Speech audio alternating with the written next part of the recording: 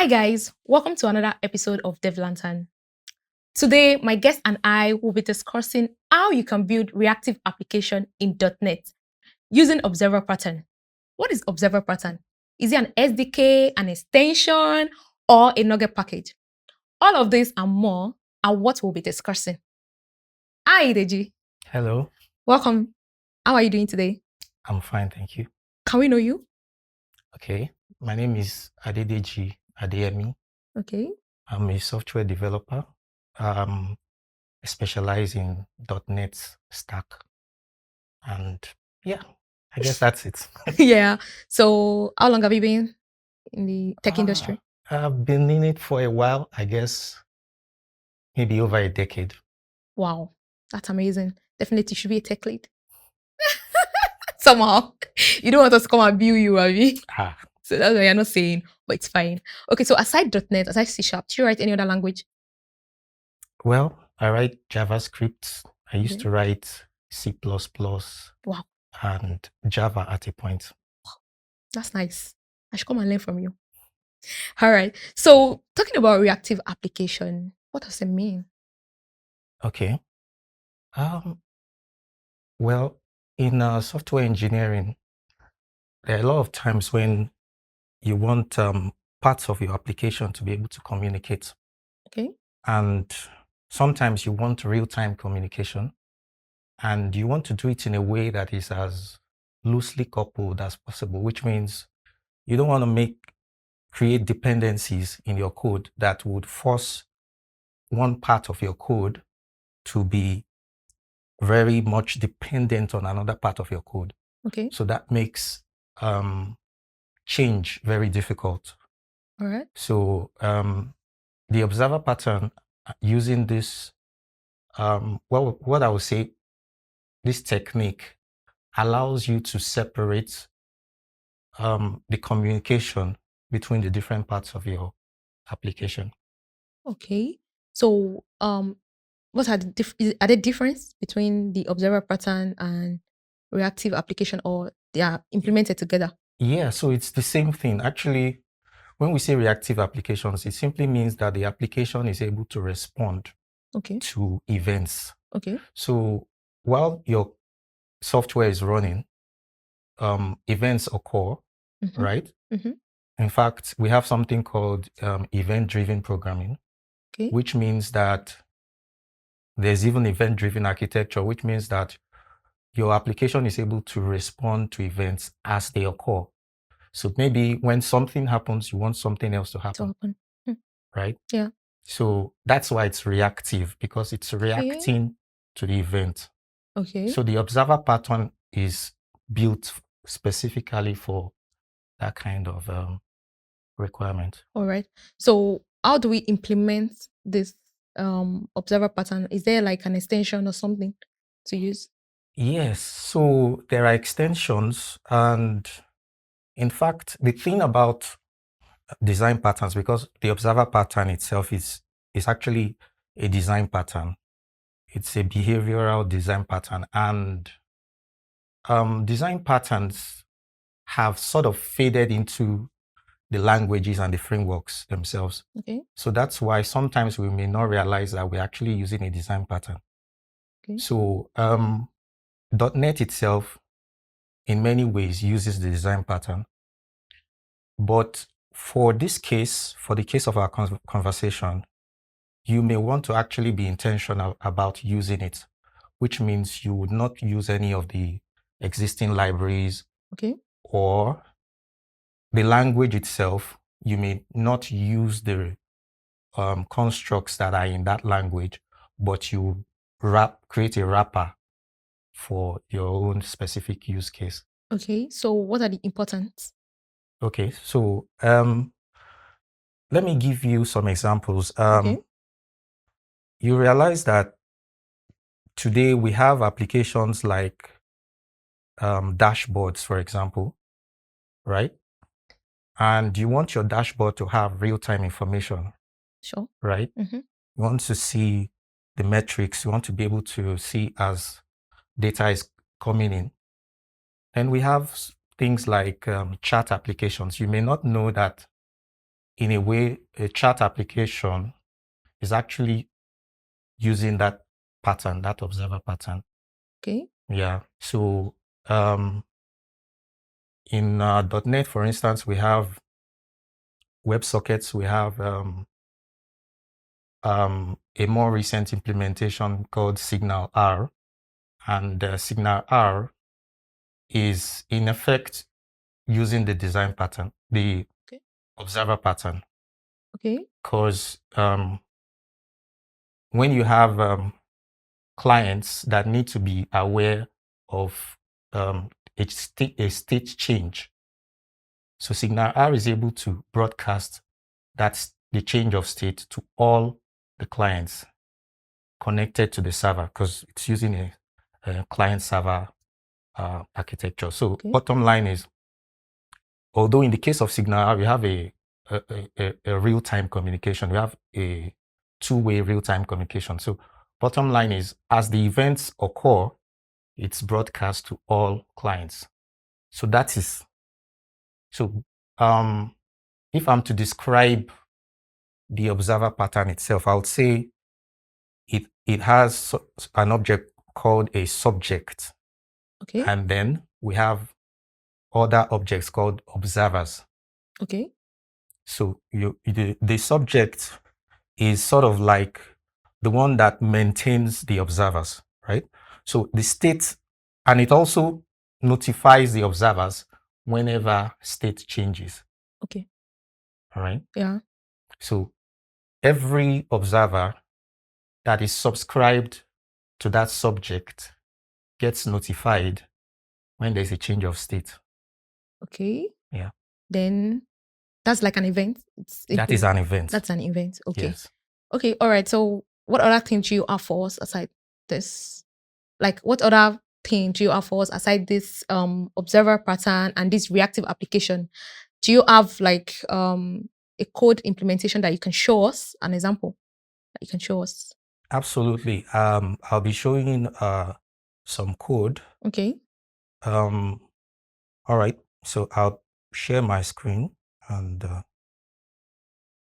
take us through some examples. So I have about 4 examples here. Okay.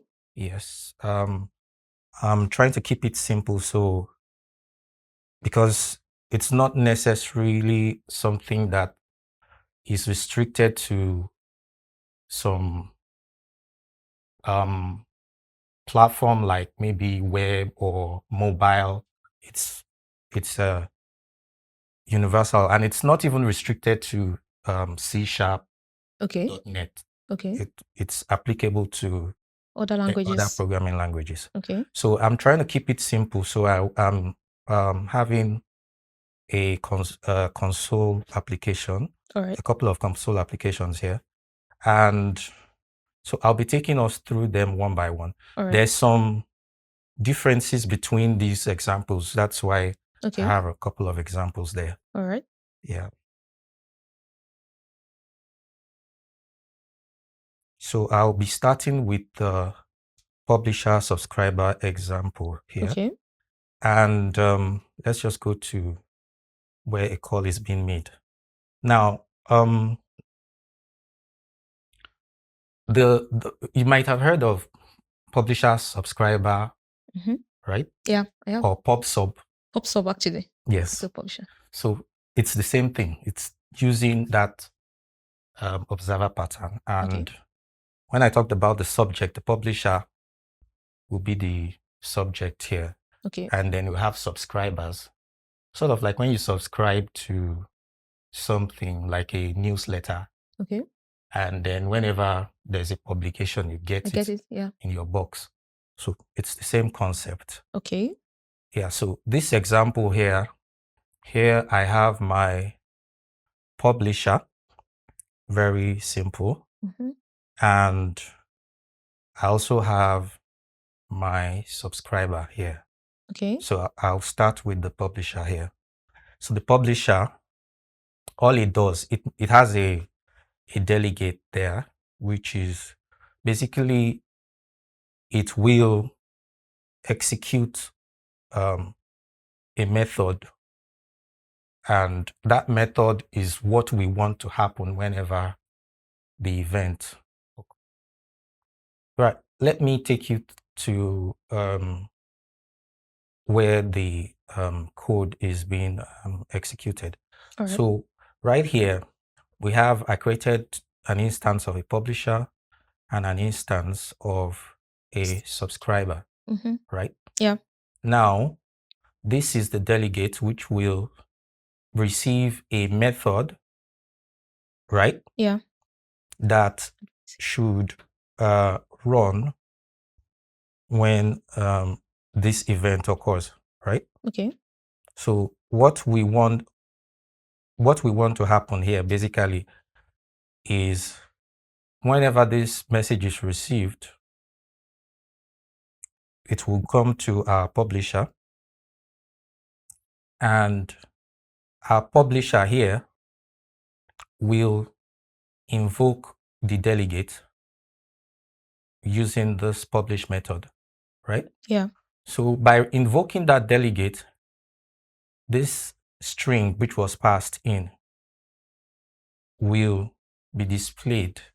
So that's why if you get here, you would see that on publish, this string that was passed will be displayed on screen.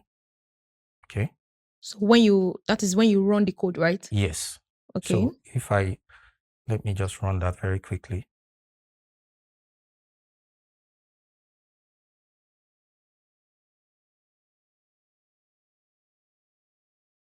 So as you can see, the message has been received. Yeah. Which is hello world. Hello world. So that's the message that was passed. Okay. So in the publisher class, yes, you have a delegate, right? Yes. Sorry, can I see? Yeah. Okay. So the delegate here is in line 5. That's on message received, right? Yes. That's the delegate. Okay. Yes. All right. Okay, you can continue, sir. So, and then in our subscriber, we have the method that will actually be executed. Okay, undo message. Yes. Okay. So this method will be executed, and this is where the console.write line showing message received comes from. Okay. So this entire method itself, this handle message, was passed to that delegate right here. Okay. Okay. So then the publish method, where is it coming from? So the publish method is in our publisher. So the publish method only executes the delegate. Now it overrides the hello word. Because it didn't print hello word, it overrides it, right? No, it just passed the hello world along as a parameter. Okay. So because that method actually receives a parameter. Yeah. So just in order not to have like an error in the code. So that's why you just pass the string. No, so if you pass an empty string, it will also work, right? That's what I'm asking. Yes, it will work. Okay. So in a sense, this is just an example. Basically, you could have parameters passed that you need to pass along. So we are just passing this string message. I get that now. Yeah. Yeah. So you can continue with the next. Yeah. All right. So that is for that. Yeah. And then let's move to this other example here.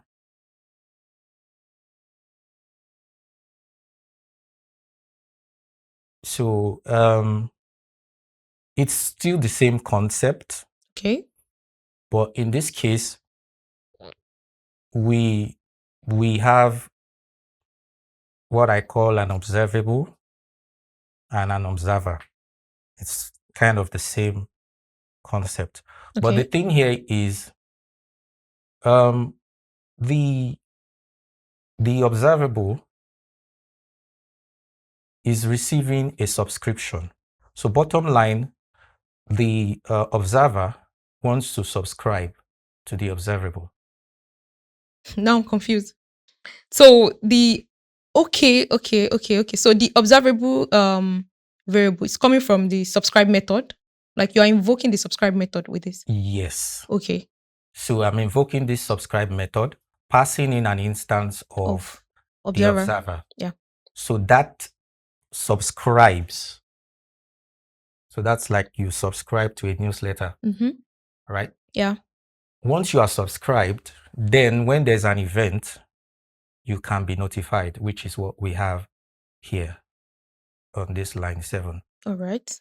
So basically an event, we're just using a string here as to represent the event that occurred. And because this simple observer here is subscribed, it will get notified. So this notify is to notify all observers. So Okay. basically, I could have created as many observers as I want. Okay. I just have one here. So the notify, where is it coming from? So the notify is within the observable. So we'll go to that observable That's class. a simple observable class. Okay. Yes. So let's go up. So by the way, here's the subscribe method. And so I'll take you through this very quickly. All right. So here's the subscribe method and here's the notify method. So when you subscribe, you get added to a list within the observable class.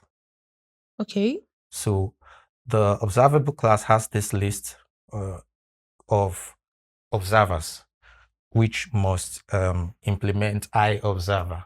Okay. Right? Yeah. So I also have an interface, iObserver.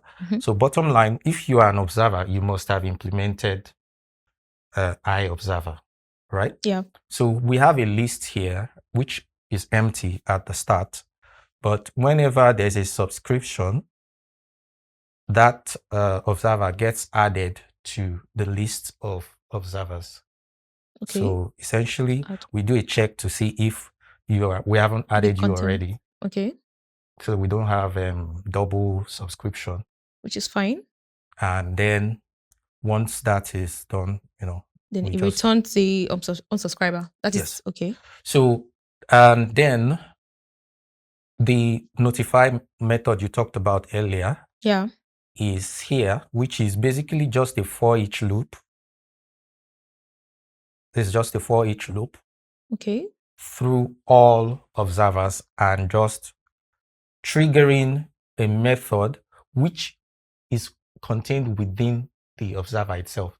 So the observer itself already has the method it wants to execute. Okay.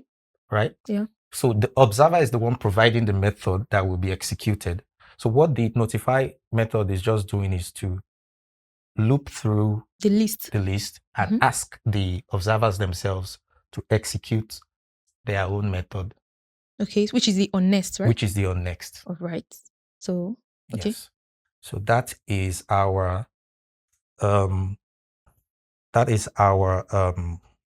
observer and observable. I have a class here for unsubscribe. Yeah. So this just does the unsubscribing here is just dispose, which basically just removes you from that list. Okay, if you exist or yes. Okay. So that's why there's a contains here. It does the check on that list. If it contains an observer, then we remove you from that list. All right. So when we come back to our program here we can say, okay, we have one observer who is subscribing.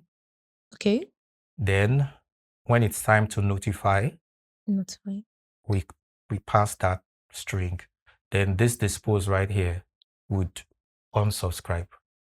So now my question is, so after you must have subscribed to, let's say, a newsletter, then it prints out to the console this line of code, which is line 7. Then after that, it dispose. Now the dispose method unsubscribe is it the observer or the subscriber? Yeah, Okay, or the subscriber. or Yeah. the subscriber. Yes. So, but why is it unsubscribing them again when they've already subscribed to the newsletter, for instance? No, it's an option. Okay, So okay, sometimes, and there's something we call when you try to avoid memory leaks, okay, you sometimes you don't want to consume too much memory, for example, okay. right? So if you no longer need that subscriber to be, then you can unsubscribe. Unsubscribe. Yeah. So, how will the user, for instance, or I don't want to use that. So, how will the observer get more message from the newsletter? Like, if the newsletter is updated, how will the observer get that? So once you are unsubscribed, you won't get any You won't get messages. anything. Okay, okay, all right. That's the end. Okay, so next Yes. one. Okay, so let's move to the next one, which So before you move to the next one, so now we can yes. say that the previous method that you showed us and this one, the difference is one is a list and the other one is not a list. Is that like the difference? Can we say that's the difference? Well, the difference here is like in this last example now, you have to Unsubscribe yes, so you have the option of subscribing and and unsubscribing. Okay. Yeah. That's All right. I kind just of the want to check difference. that to be sure. Okay. Yes, sir. All right. So this is also a similar concept, Okay. but the implementation is just slightly different. So by the way, I'm using instances. I'm creating instances here, but I could as well have made it a static class, Okay. which would not require an instance. An instance. So what we are looking at here is what I call the message hub, right? Okay. Yeah. So and in .NET MAUI, I think there's something called the messaging center, which is kind of similar concept. So it's kind of a place where you could drop messages. Okay. And anyone who is interested or subscribed Okay. will get that message. Okay. So you don't need to have a direct relationship with your subscriber. Okay. So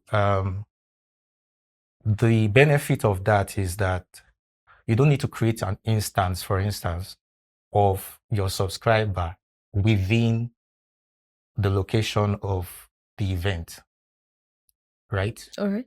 So I don't even need to know my subscribers. Okay. Right. But they subscribe. Okay. Yeah. So I just dump the message in the messaging hub, for example, and anyone who's interested, who's listening, will get that message. Okay. I want to guess this is preferable for, let's say, a company or someone who receives a whole lot of a subscriber. I mean, they have, how do I say this? Like, okay, newsletter, for instance. So, a lot of people can subscribe to a newsletter. Yes. So can we say this is actually better for that kind of situation? Yeah. So you don't have to know who is subscribing or who is not subscribing. Yeah. Well, that's one option. But there are many use cases, right? There are many use cases, and that's just one example. Okay. So there are many use cases whereby I just want to broadcast. It's like you're doing a broadcast. So let me take an example of a TV station that does a broadcast. They are transmitting over the airwaves, but they don't even know who is watching. Do you get that? Yeah. So you disconnected. There is no direct relationship, right? Definitely. Yeah. So you are watching. Who knows who's watching? No one. Yeah. Yeah. So I get that. That's the concept. All right. Okay, you can just go ahead. Yeah. So with this also, so we have a messaging or message hub, and then similar to the other example, we have observers. So I have one observer here, another observer here, and both of them subscribe to the message hub, right? Mm-hmm. So I have both of them are subscribed, and similar to the other one, All right. there's a notification to all observers, right? Yeah. So we send a notification to all observers. Here, I just did just for demonstration. Okay.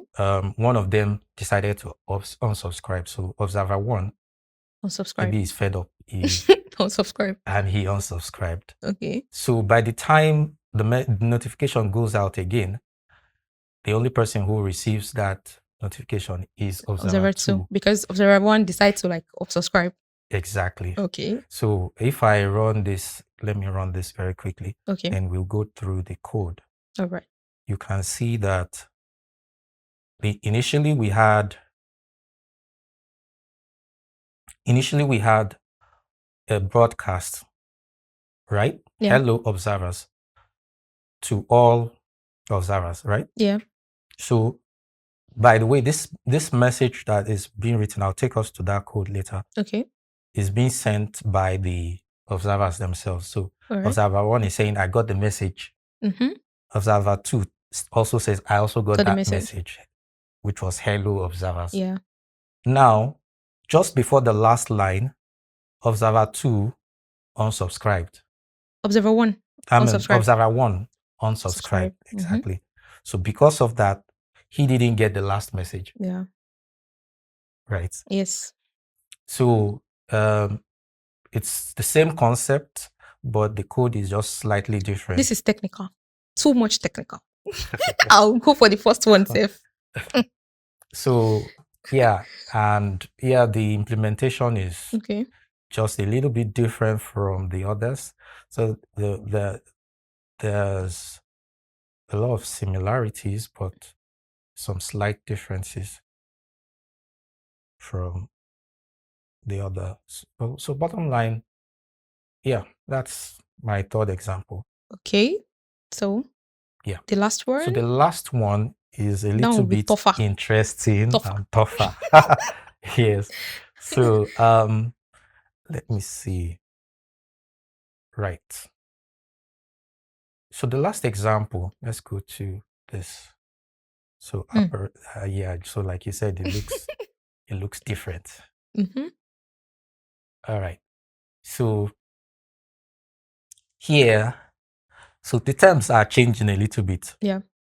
Right. Here we are calling it the subject. That's actually the right term to use in observer pattern. Okay. Subjects. And we have two observers here, right? All right. Two observers. Now, instead of subscribe, we have attach. Okay. Maybe we just decided to complicate things, but it's the same concept. And then we have notify, right? Similar to what we had before. Mm-hmm. Then instead of unsubscribe, we have detach. Okay. Right? Mm-hmm. So similar to the other example, we also have a notification. Now, just for this is the part that I would say is a little bit different from what you had before. All That's line 18. Sync. So I'll take you to this code later on. But what we are doing here is we are doing it in what I'll call an event handler. We are creating sort of an event handler using an anonymous delegate right here. So bottom line, we are saying when this happens, do this, right? Okay. So the event is arrive. Let's assume that is the event that occurred. Okay. And right here, we created the method, which is this lambda expression we have here. So this will be executed when this happens. When the event happens. Yes. So this is kind of like some syntactic sugar, so to speak. So you might have seen this in JavaScript, if you'll see something I've like seen something like this. on this. So on this, do this. On click, On click, yeah. right? Yeah, sure. On mouse move. Those are all events, by the way.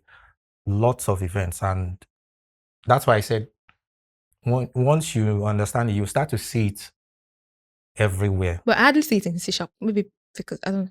It's hidden. It's hidden behind the scenes. It's usually doing something behind the scenes. Okay. So what I'd say here is that when this arrive event occurs, this is what we want to do. Okay. So I just said, okay, just delay for 1 1,000 second, 1,000 milliseconds. milliseconds. Then after that, this is just dummy code. After that, just return this string called, right? Yeah. But this could have been anything. So Okay. what this does is it allows some flexibility with what you want to do when that event occurs, because I think this is akin to functional programming. I could decide to do just about anything right here. Okay. So you are saying at the point where this this handler was registered, determine what should happen. So I could take this code elsewhere, for instance, this code, paste it somewhere else and do something else, rather than say return code. Okay, so I want to understand that now. So Yes. you can remove it out of here or just duplicate it. Duplicate.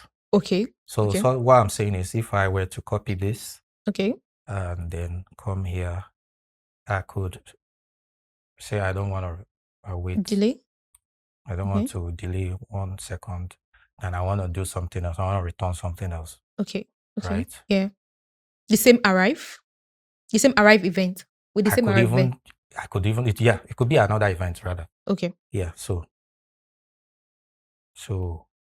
it could be departure, right? Okay. So you see, this is kind of flexible. Yeah. Right. We're using the same, and the reason why this is possible is because of, so we'll go to the code now, which is, we'll go to this, our subject. Think of this like the messaging center in the previous example. So here, I'll show you, this is the event handler that we just used. Yeah.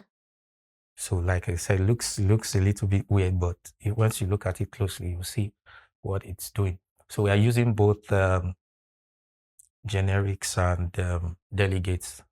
So what we are saying here is that, so if you notice, I passed a string.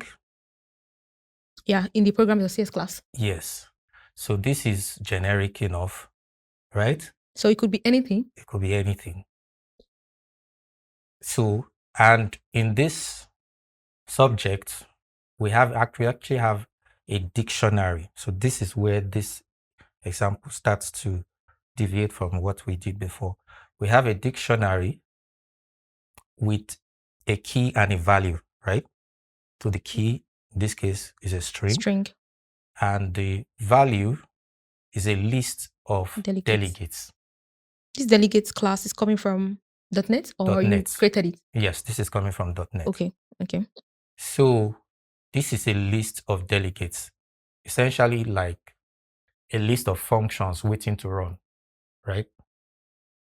So you pass it the methods you want to execute, and when it's time, it will execute those methods. So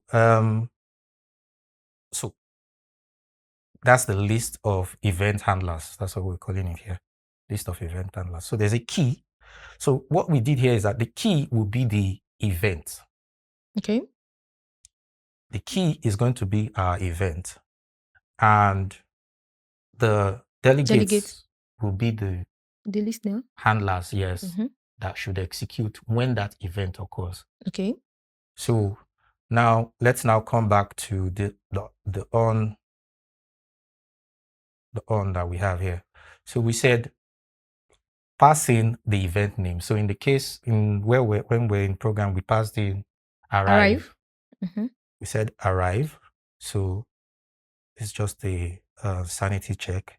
Then we check our dictionary and say, does the dictionary have that key?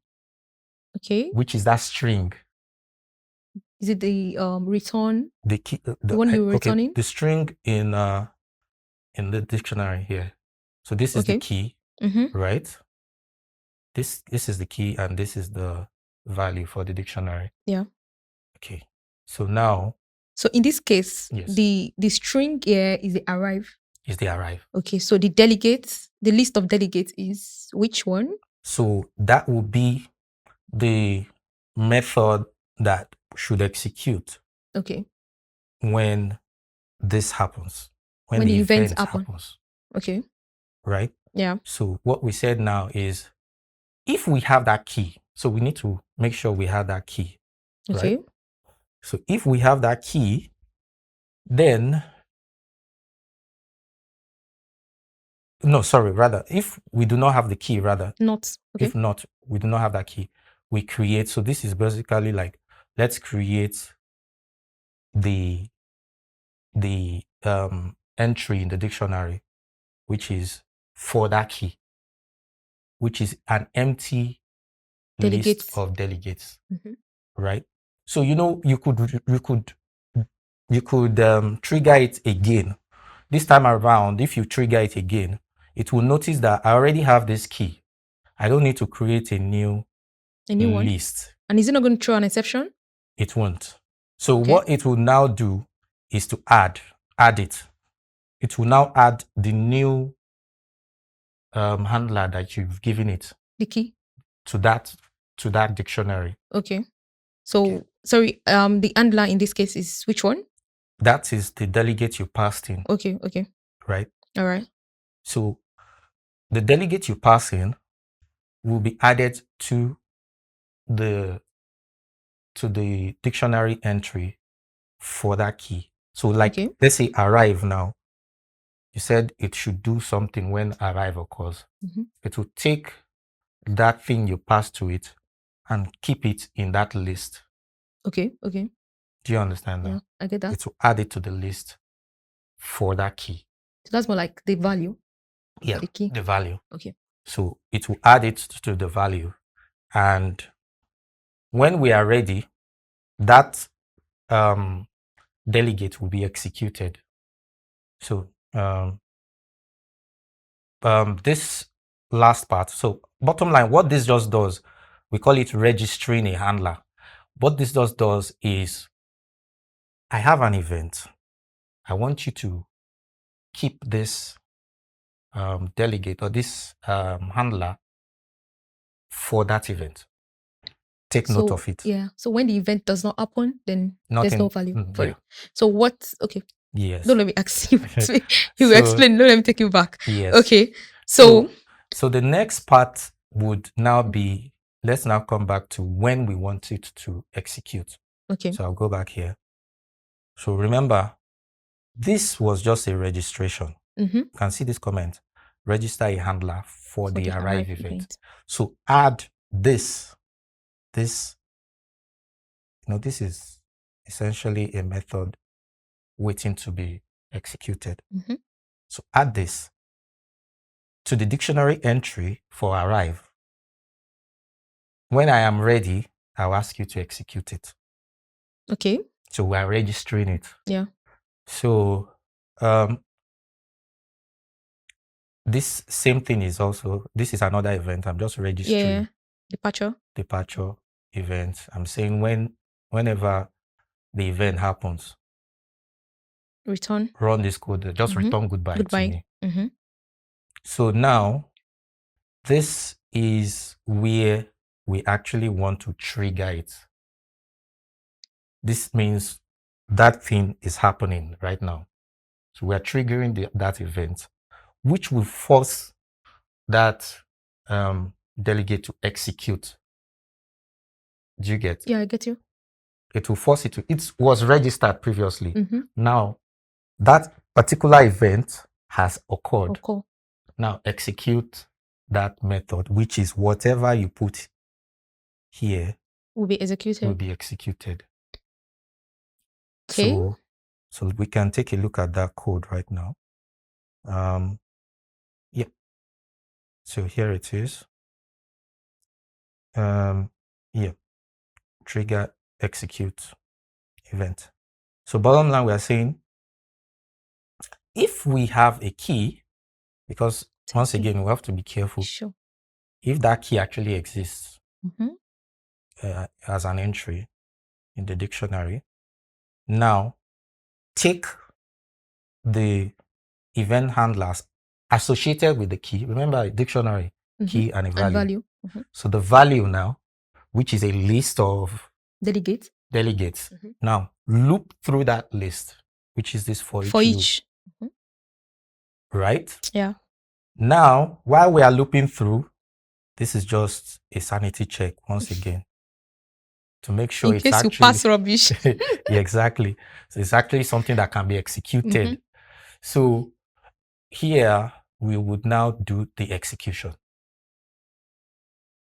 So by the way, we want to return something back to the caller, which is we prepared an empty list here. Yeah. Else return. So we just add whatever we got from. So the goodbye, for instance, for departure, mm-hmm. will be added to result. Exactly. Mm-hmm. Will be assigned to result. To the list. And result will be added. That will be added to the list. Mm-hmm. And that will be sent back to the caller. Wow. This is interesting. Yes. Very, very interesting. To be honest. Okay, so is that all? Or is there something else? So let me just execute. Let me just execute it. Bottom line, it's kind of the same thing we've seen before.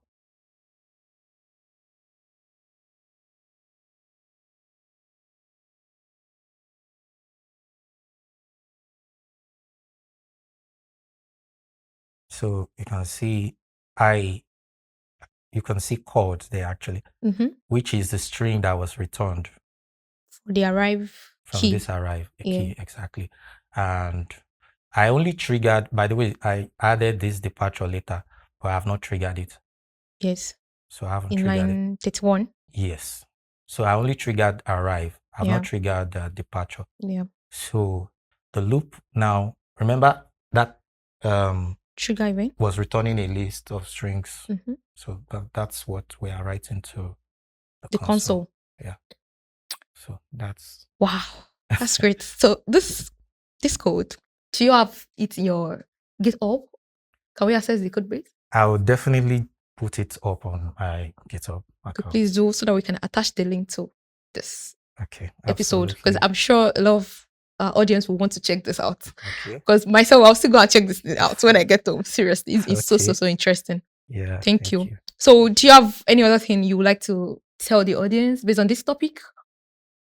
Yeah. I'll just so a few things here. I would say it's not a one size fits all solution. Doesn't mean everything needs this, right? Okay. So you have to actually consider what you're trying to do. Okay.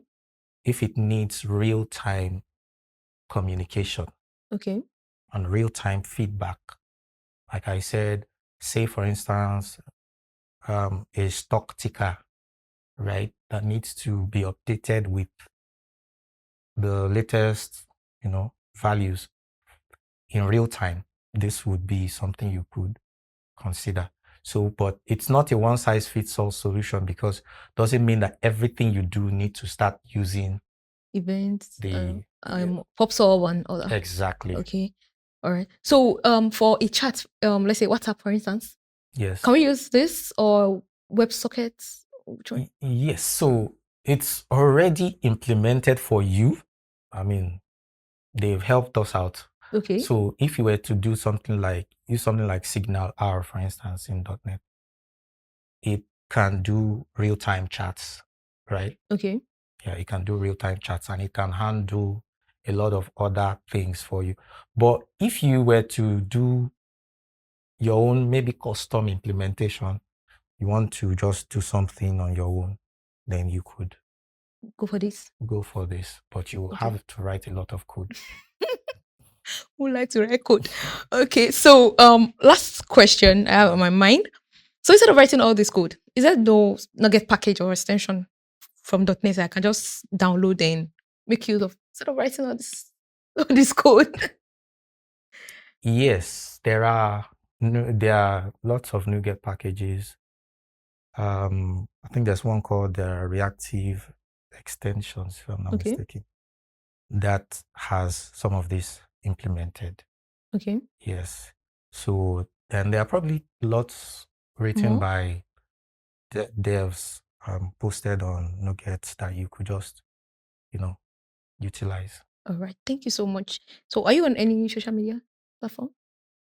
Okay. On GitHub, my account is Sean Adeyemi on Okay. GitHub. Yes, Okay. and I'm also on LinkedIn. LinkedIn. Same name? Oluwaseun Adeyemi. Oluwaseun Adedeji Adeyemi. Oh, okay. You're not Yes, on Twitter. You're not on X. You don't tweet. All right. No problem. So, what can our audience reach out to you based on Abs- this topic if they have any question? absolutely, All right. Thank you so absolutely. much. Thank you for coming. The topic is so interesting. And if I have question myself, I'll come and meet you. Thank you. Thank you very Yeah. much. Thank you for having me. All right. I believe we all enjoyed this topic and we learned. That's the most important thing because I myself, I learned so much on this topic. So if you have any question at all, you can drop it on the channel. Then don't forget, subscribe to our YouTube channel, share with your friends, like, and follow us on our socials. I remain your girl, Chazi. Don't forget to stay tech savvy. Bye.